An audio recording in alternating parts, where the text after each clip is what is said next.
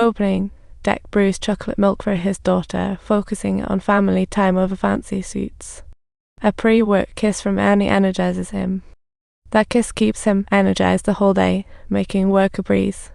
Every day after work, he and Annie playfully antics, and life's details make him gradually feel happy. Why does this Jack work so tirelessly for his family?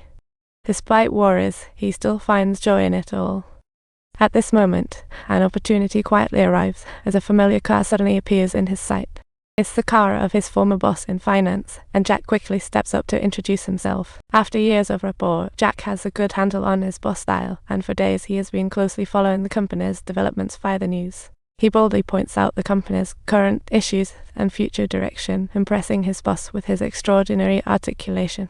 Jack is invited for an interview, and he impresses everyone like in a beautiful fleet, with the interview location set in a luxurious apartment in downtown New York. Excitedly, he brings Annie to tour, telling her they'll soon live worry-free. However, in front of the lavish setup, Annie isn't as thrilled as Jack expected. She worries that a lifestyle of excess might tip their mental balance. The sudden influx of wealth could destabilize their family. However, as long as Jack is accompanying her by her side, she feels utterly satisfied. At this very moment, Jack's heart is overwhelmed with deep confusion. It's a life most people dream of, yet his wife chooses to turn it down. This is the first time they argue fiercely over work issues, and when they return home, Annie doesn't know what choice. Later, she finds a letter by the window containing a ticket for Jack's return from London. It turns out Jack also left that evening, and she ultimately forgoes the opportunity. She turns around and chooses true happiness. At that moment, Annie slowly approaches Jack, recalling his steadfast gaze from back then, and this time she's willing to make sacrifice. As long as they can grow old together, nothing else matters. I'll take the kids for my loved life. I'll take myself from the only family member we have. I'll go anywhere for you. I'll do it because I love you. I love you. That's more important than our address. I choose us. Finally, Annie leaves the choice to Jack. The next day, Annie wakes up to find Jack playing in the snow with their daughter. She understands her husband's decision. I feel like I'm sinking. Just then, Jack realizes they are running low on salt, and a ringing sound echoes in his ears. Jack's heart skips a beat as he turns around, only to find it's his well-behaved daughter, still, and he settles in his 499. This is odd. Sure enough, just as he was about to check out, he sees the little black figure has waited long. Jack angrily scolds, claiming he doesn't want to go back. He likes his home.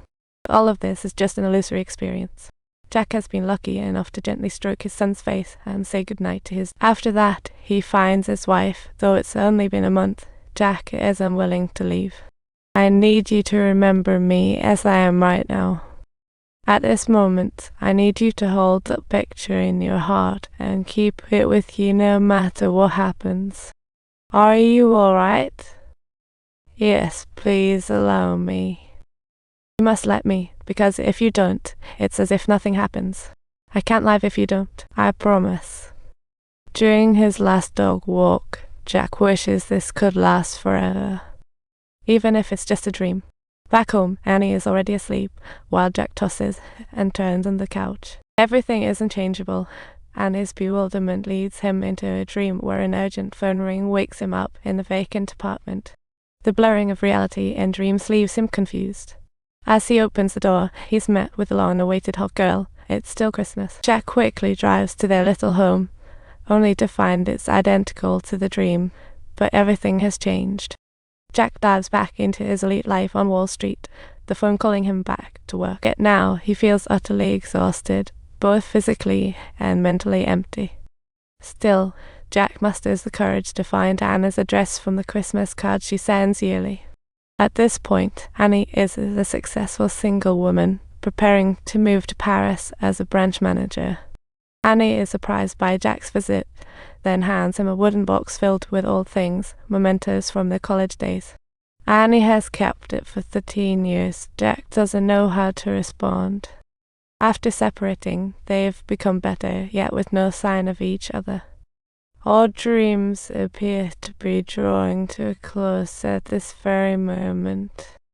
Gazing at the college photo, Jack struggles to keep his emotions in check, stepping on the gas to rush to the airport. He runs with unwavering determination. Luckily, Jack stops Annie just before boarding. Okay, sorry, I have to go. We have a home in Jersey. We have 2 kids, Annie and Josh. It's a bit of a mess, but it's our home.